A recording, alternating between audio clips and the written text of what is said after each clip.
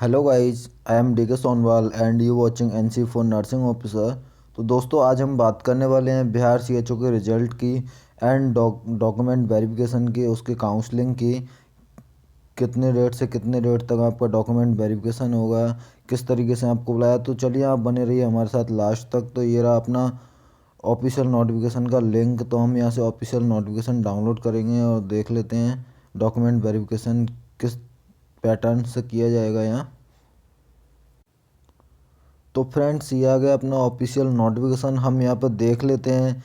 ये आपका जो ऑफिशियल नोटिफिकेशन था, वो संख्या थी वो 9/2019 था। के तहत 6 मंथ जो कम्युनिटी हेल्थ ऑफिसर का जो सर्टिफिकेट कोर्स कराना था जीएनएम और बीएससी नर्सिंग वालों को, तो इसका जो सीबीटी हुआ था वो 23 जनवरी 2020 को हुआ था।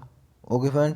एंड सीबीटी के अंदर जो क्वालिफाइड है या 30% से अधिक जो जिनके मार्क्स हैं, उन अभ्यर्थियों को या उन कैंडिडेट को शॉर्ट लिस्टेड किया गया है मेरिट के आधार पर। आप यहाँ देख सकते हो, मेरिट के आधार पर शॉर्ट लिस्टेड किया गया है।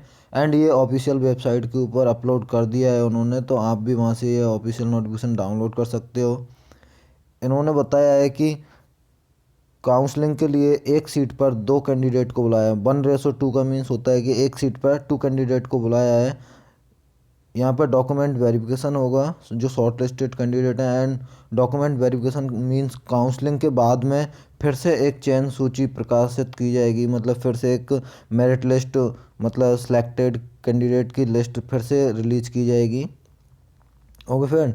एंड नेक्स्ट, यहाँ पे जो काउंसलिंग के लिए इन्होंने टाइम एंड डेट रखी है, वो सीवीटी फर्स्ट और सेकंड है। वो सॉरी, यहाँ चरण फर्स्ट और सेकंड में यहाँ डॉक्यूमेंट वेरिफिकेशन होगा आपका।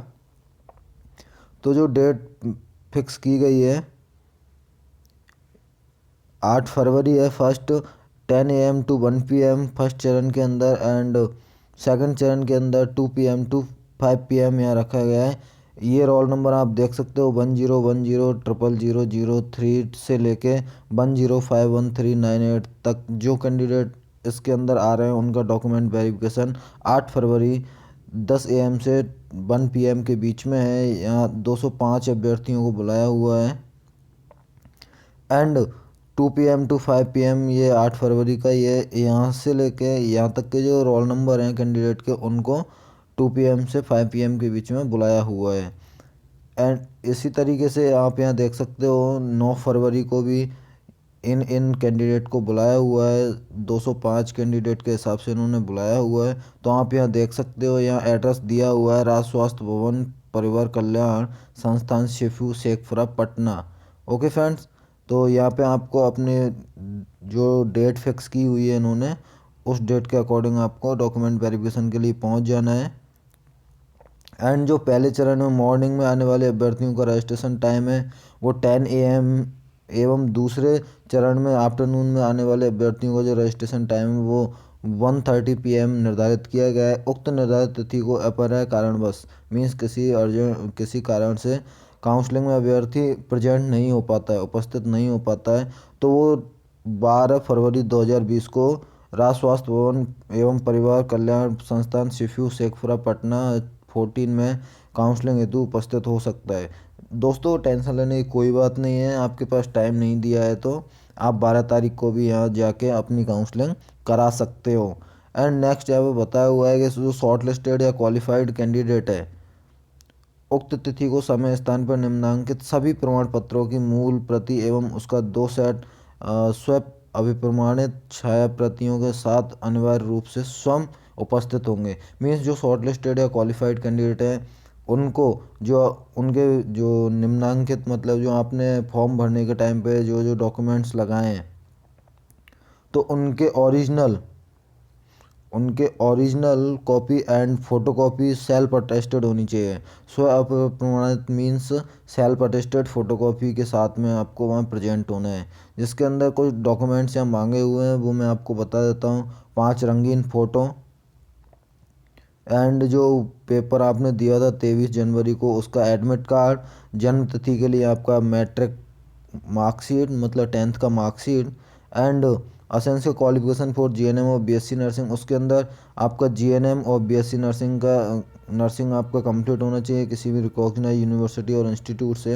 एंड कैंडिडेट के पास परमानेंट रजिस्ट्रेशन होना चाहिए इंडियन नर्सिंग काउंसिल से और एनी स्टेट नर्सिंग काउंसिल से, but selected candidate should provide the permanent registration from Bihar nursing council registration BNRC Patna before joining as community health officer.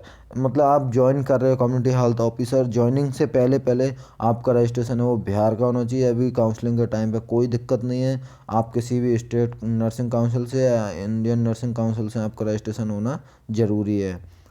दोस्तों थोड़ा वीडियो लंबा हो सकता है, बट फुल इन्फॉर्मेशन के लिए आप बने रहिए लास्ट तक।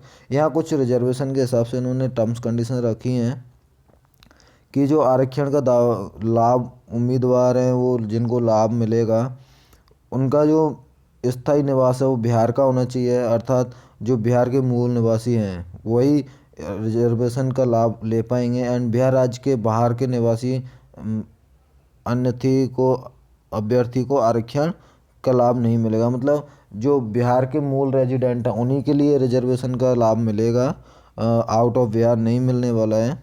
अनुसूचित जनजाति, इनको अपना कास्ट सर्टिफिकेट वहाँ पे मूल निवास कास्ट सर्टिफिकेट, और महिला उम्मीदवारों के लिए पिता के नाम एवं पता से निर्गत जाति प्रमाण पत्र एवं निवास प्रमाण पत्र लाना अनिवार्य है। पिछड़ा वर्ग के लिए भी यहाँ पे जाति प्रमाण पत्र एवं मूल निवास लाना अनिवार्य है। EWS के लिए भी यहाँ पे इन्होंने बताया हुआ है कि आर्थिक रूप से कमजोर के दशा में अपने स्थायी अधिवास अंचल के राज्य सरकार द्वारा अधिसूचित संबंधित जिलाधिकारी अचल जिलाधिकारी के स्तर से निर्गत आय एवं परिसंपत्ति प्रमाण पत्र लाना अनिवार्य है। ओके फ्रेंड्स, मीन्स यहाँ पे जैसे दिव्यांग है, हैंडीकेप्ड है या किसी भी कैटेगरी से कोई अपना जो रिजर्वेशन का लाभ लेना चाहते हैं तो उनको डॉक्यूमेंट्स बहुत ज़्यादा ज़रूरी है। एंड नेक्स्ट यहाँ पे मांगा हुआ है कि जो स्वतंत्रता सेनानी के पोता पोती नाती नातनी के आरक्षण का दावा करने वाले उम्मीदवारों के लिए जिला पदाधिकारी या उनके द्वारा मनोनीत पदाधिकारी द्वारा विहित प्रपत्र में निर्गत प्रमाण पत्र होना जरूरी है।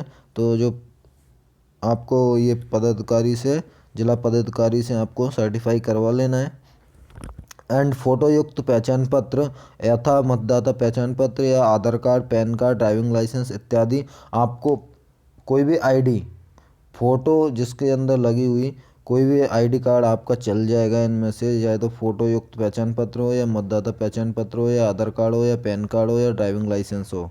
ओके फ्रेंड्स, एंड यदि कोई अभ्यर्थी काउंसलिंग के उपरोक्त वर्णित मूल प्रमाण पत्र प्रस्तुत नहीं करते हैं तो इसके लिए कोई भी अतिरिक्त समय नहीं दिया जाएगा। ऐसे उम्मीदवारों की अर्हता के संबंध में यथा समय सूचित निर्णय लेने के लिए समिति स्वतंत्र होगी। ओके, कोई भी आपके लिए एक्स्ट्रा टाइम नहीं दिया जाएगा। आपको आपके काउंसलिंग डेट के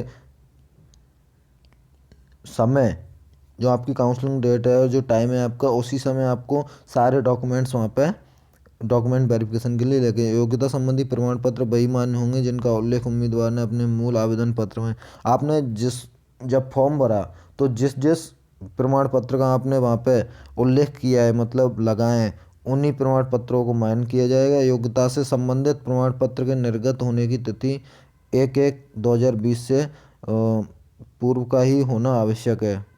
मतलब जो आपके डॉक्यूमेंट्स हैं वो सब ये 1 जनवरी 2020 से पहले के ज़रूरी है। उक्त तिथि में काउंसलिंग में उपस्थित नहीं होने पर उनकी अभ्यर्थता रद्द कर दी जाएगी। यदि आप जो आपको तिथि दी गई है, जो डेट दी गई है, उसके अंदर यदि आप नहीं जाते हो तो आपकी जो अभ्यर्थता है वो रद्द कर दी जाएगी। और आप बिहार है, मतलब जो बिहार समिति है वो इसके लिए बिल्कुल भी जिम्मेदार नहीं होगी, आप खुद जिम्मेदार होंगे।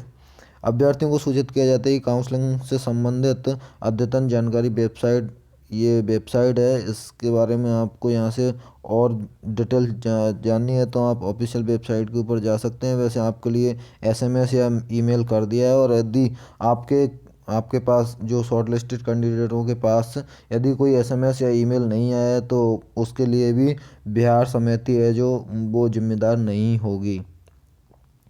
नेक्स्ट यहाँ पे इन्होंने स्पेशली दिया हुआ है कि यदि कोई व्यक्ति, चाहे वह सरकारी अथवा गैर सरकारी बाह्य व्यक्ति हो या राज्य स्वास्थ्य समिति बिहार में नौकरी दिलाने के नाम पर आपसे आपके स्थापित कर ठगी करने का प्रयास करते हैं तो ऐसे तत्वों के संबंध में अविलंब दूरभाष इस नंबर पे आप कॉल कर सकते हो, उनकी शिकायत कर सकते हो, मेल कर सकते हो, उनको यहाँ पर सूचित करें। उनको ऐसे किसी तत्वों से संलग्नता पाए जाने पर संबंधित अभ्यर्थी की उम्मीदवारी रद्द कर दी जाएगी। और यदि आप ऐसा कुछ करते हो, फ्रॉड करते हो आप, तो आपकी अभ्यर्थता है वो रद्द कर दी जाएगी।